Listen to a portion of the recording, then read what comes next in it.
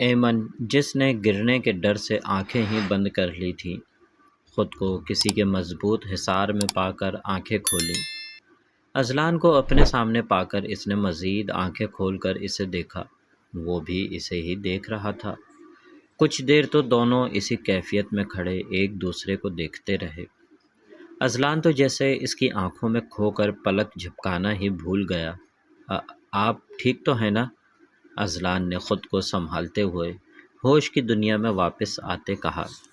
جی جی جی، ایمن نے یہ کہتے ہوئے اپنے گرد لپٹے اس کے ہاتھوں کو دیکھا۔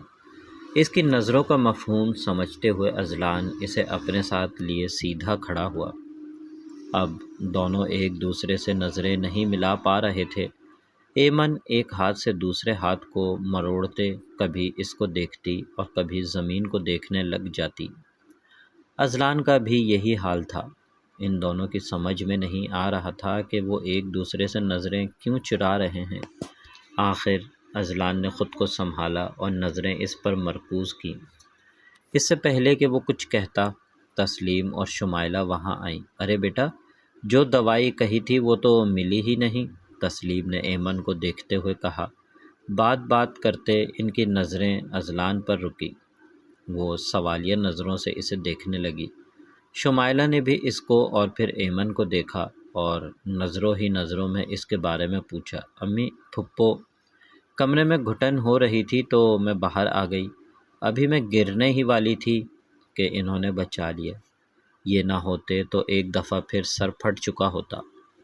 ایمن نے اذلان کی بھرپور حمایت کرتے ہوئے کہا۔ اچھا، شکریہ بیٹا، تسلیم نے تشکرانہ انداز میں اسے دیکھتے ہوئے کہا۔ اذلان سر جھکا کر مسکرایا اور ایمن کو دیکھ کر نظروں میں ہی شکریہ کرنے لگا۔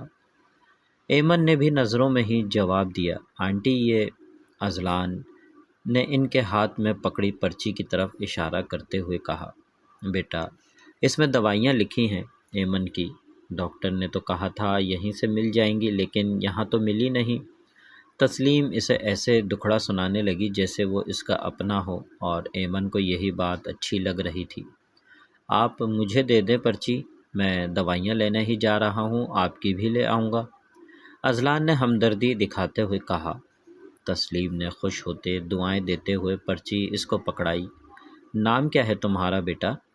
اب کی بار شمائلہ اسے دیکھتے ہوئے بولی۔ اذلان، مسکرا کر کہتے اس نے تسلیم کے ہاتھ سے پرچی لی اور سر ہلاتا ہوا وہاں سے چلا گیا، جبکہ شمائلہ ابھی بھی اس کے نام پر اٹکی تھی۔ تسلیم، شمائلہ اور ایمن وہیں بیٹھے اس کا انتظار کرنے لگے۔ ایمن تھوڑی دیر پہلے ہونے والے واقعے کے بارے میں سوچ رہی تھی۔ کاش یہ سین تھوڑا اور لمبا ہو جاتا، ایمن دل ہی دل میں سوچنے لگی۔ پھر اپنے خیال پر خود کو ملامت کرتی اپنے سر پر ایک چپت ماری۔ اتنے میں اسے اذلان وہاں آتا دکھائی دیا۔ اسے دیکھ کر وہ تینوں کھڑی ہو گئیں۔ یہ دوائی اور یہ، اذلان نے دوائی اور پرچی تسلیم کو دیتے ہوئے کہا۔ شکریہ بیٹا، تسلیم نے اس کا شکریہ ادا کیا اور بیگ سے پیسے نکال کر اس کی طرف بڑھائے۔ ارے آنٹی، شرمندہ کیوں کر رہی ہیں؟ اذلان نے ان کا ہاتھ انہی کی طرف موڑتے ہوئے کہا۔ بیٹا،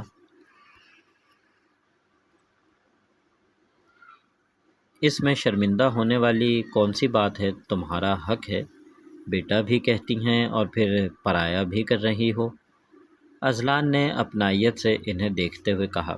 اچھا تسلیم، اب ہمیں چلنا چاہیے، سالم کے آنے کا وقت ہو رہا ہے، شمائلہ نے تسلیم کو چلنے کا کہا۔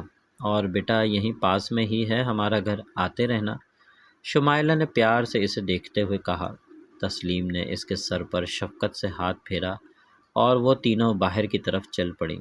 سنیں، باہر جاتی ایمن کو اس نے پکارا۔ ایمن نے مڑ کر اسے دیکھا۔ تسلیم اور شمائلہ جا چکی تھی۔ جی، ہونٹوں پر آتی مسکراہٹ کو وہ مشکل سے چھپاتی بولی۔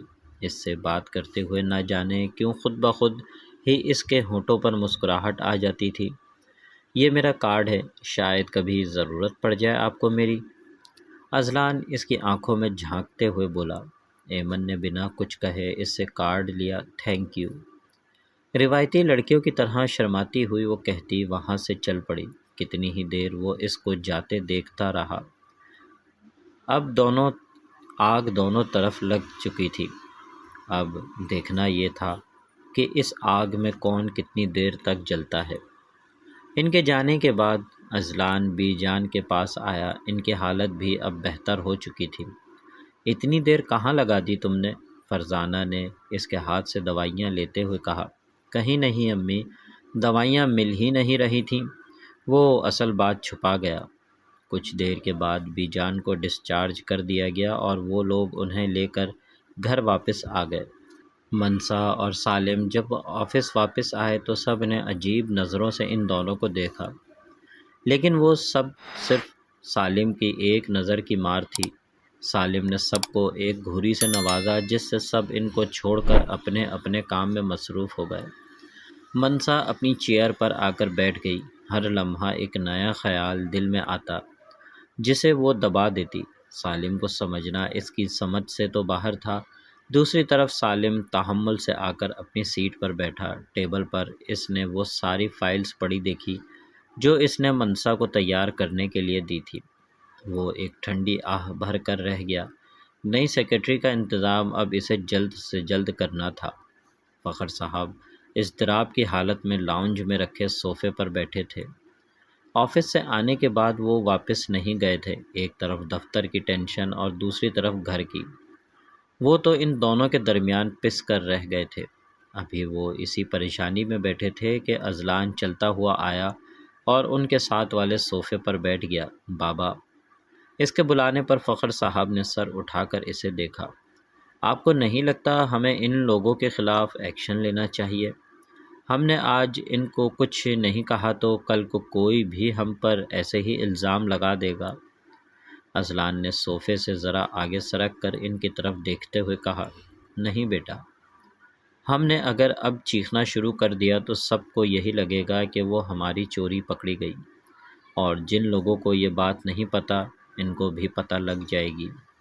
ابھی ہم صبر سے کام لیں گے تو یہ معاملہ خود ہی دب جائے گا۔ بات کر کے فخر صاحب نے صوفے سے سر ٹکا کر آنکھیں موند لیں۔ لیکن بابا! اذلان، یہ تمہارا کام نہیں ہے، تم نہیں سمجھتے ابھی ان باتوں کو۔ تمہارا جو کام ہے تم اس پر توجہ دو۔ فخر صاحب نے اس کی بات کاٹ کر اپنی بات کی۔ آنکھیں ہونس بند تھیں۔ اذلان کو مزید بات کرنا مناسب نہ لگا۔ اس نے ایک نظر ان کو دیکھا اور وہاں سے اٹھ کر اپنے کمرے کی طرف چلا آیا۔ منسا اسی وقت آفس سے آئی تھی۔ فخر صاحب کو یوں بیٹھے دیکھ کر وہ ان کی طرف آئی۔ بابا، کیا ہوا آپ کو؟ وہ گھٹنوں کے بل ان کے سامنے بیٹھ کر پوچھنے لگی۔ فخر صاحب نے آنکھیں کھول کر اسے دیکھا۔ اپنی بیٹی کو دیکھ کر ان کے چہرے پر مسکراہٹ آئی۔ کچھ نہیں بیٹا، تمہیں دیکھ لیا ساری پریشانیاں ختم ہو گئیں۔